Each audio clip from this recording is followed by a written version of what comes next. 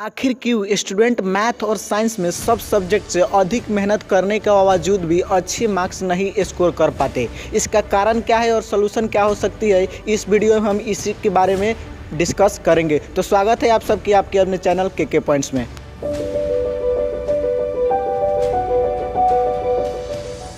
Video में math और science की 4 अलग अलग टिप्स के बारे में डिस्कस करेंगे, जिनको आप फॉलो करके मैथ और साइंस में बहुत ही अच्छे मार्क ला सकते हो। तो चलिए शुरुआत करते हैं साइंस के साथ। साइंस के लिए tip number 1, studying the chapter. ये बहुत ही ज़रूरी होता है कि जो भी चैप्टर या जो भी टॉपिक डिस्कस करी जा रही है क्लास में, वो आप आके घर में पढ़े। इनसे क्या होगा कि जो भी सर या जो भी आपका जो टीचर है जो भी पढ़ा रहे हैं वो आपको क्लियर कंसेप्ट आएगी, तो भी आपका साइंस में इंटरेस्ट बढ़ेगा। Tip number 2, highlighting the main points of book and notebook.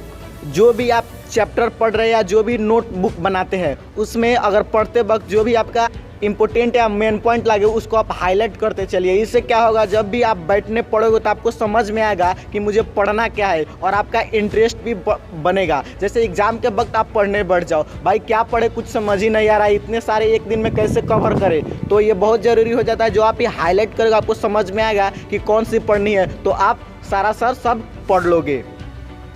Tip number 3, focus on the difficult topic you feel. जब आप हाईलाइट कर दोगे तो पढ़ते वक्त ऐसा बहुत सी टॉपिक आएगा जो इम्पोर्टेंट है पर आपको समझने में दिक्कत आती है, तो आप जाइए उस पर फोकस करिए, क्योंकि जो भी फील्ड पे आप फोकस करोगे थोड़ा ना थोड़ा आने ही लगेगी। तो अपने सीनियर से आप डिस्कस कर सकते हैं या अपने टीचर से उस टॉपिक्स के बारे में डिस्कस कर सकते हो। इसके बारे में जो भी कन्फ्यूजन होगा उस टॉपिक के बारे में आपको सब क्लियर हो जाए। Tip number 4, remind your capacity in science.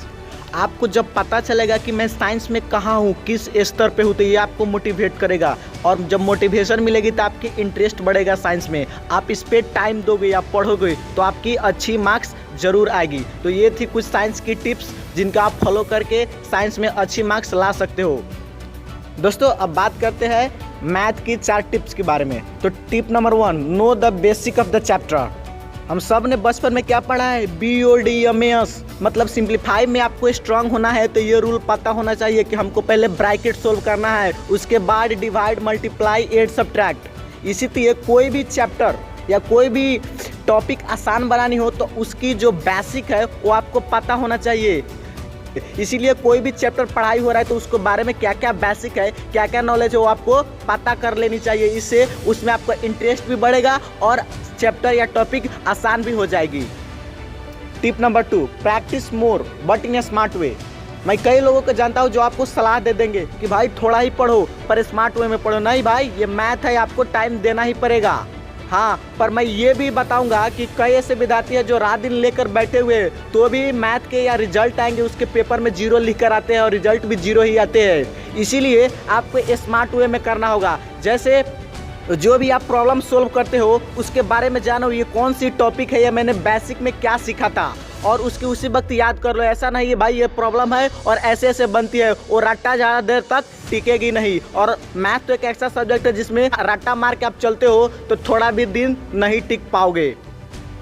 Tip number 3, never hesitate to consult your problem with your subject teacher. मैं बहुत सारे ऐसे स्टूडेंट को जानता हूँ जो इसलिए मैथ में पीछे है क्योंकि वो अपनी प्रॉब्लम टीचर से कंसल्ट ही नहीं करते। एक बार जो टीचर ने डांट दी उससे वो डर जाते हैं, या एक बार जो पीछे रह गया वो हमेशा ना अपने प्रॉब्लम सर से कंसल्ट करने की वजह से पीछे ही रह जाते हैं। इसीलिए आपको अगर मैथ में आगे बढ़ना है या फिर अच्छे मार्क्स स्कोर करना है तो आपको कभी भी हेजिटेट फील नहीं करना होगा। ये आपने कहावत भी सुनी होगी, जो आदमी यदि अपनी ज़िंदगी में कोई भी अपने गुरु से पूछने में या कुछ भी कंसल्ट करने में एक ही बार बोर होता है, और जो नहीं पूछता वो ज़िंदगी भर बोर होता रहता है। इसीलिए कभी भी कोई भी क्वेश्चन या कोई भी सवाल अपने टीचर से पूछते वक्त या कंसल्ट करते वक्त डांट पड़ने के बाद कभी भी पीछे नहीं हटना, क्योंकि एक बार पीछे रह जाओगे और बोर फिर आपको कभी भी कंसल्ट करने का मन ही नहीं करेगी और मैथ में पीछे रह जाओगे। और जितना प्रैक्टिस करोगे ये सही बात है, उतना ही प्रॉब्लम आएगी। जो नहीं पढ़ेगा उसके बाद प्रॉब्लम ही कहाँ से आएगी भाई। Tip number 4, consistent practice. मैं अच्छे स्टूडेंट की बात करता हूँ। प्रैक्टिस एक ऐसी चीज़ है जो आपको हर प्रॉब्लम हमेशा के लिए रिमाइंड रखती है। अच्छे से स्टूडेंट बहुत सारी प्रॉब्लम को बेसिक तो पता है पर वो तब भी भूल जाते हैं। इसीलिए आपको होमवर्क के साथ साथ एक स्मार्ट तरीका में आपको कंसिस्टेंट प्रैक्टिस की हैबिट भी जनरेट करनी होगी। जैसे आप 5 प्रॉब्लम को हमेशा टिक लगा के रखें, और जो भी होमवर्क करने के बाद या होमवर्क आपका जब फिनिश हो जाता है उसके बाद वो 5 प्रॉब्लम हमेशा कंसिस्टेंटली एक रूटीन सा बना लीजिए कि मुझे रोज़ प्रैक्टिस करना है या हमेशा या हर दिन प्रैक्टिस करना है। इससे क्या होगा कि जो भी आपको प्रॉब्लम डिफ़िकल्ट लगती है वो दिन प्रतिदिन आप उसके इतना प्रैक्टिस कर लोगे कि वो प्रॉब्लम आपके लिए एकदम ही आसान हो जाएगी और एग्ज़ाम में या कहीं पे भी आप उसको आसानी से सोल्व कर पाओगे।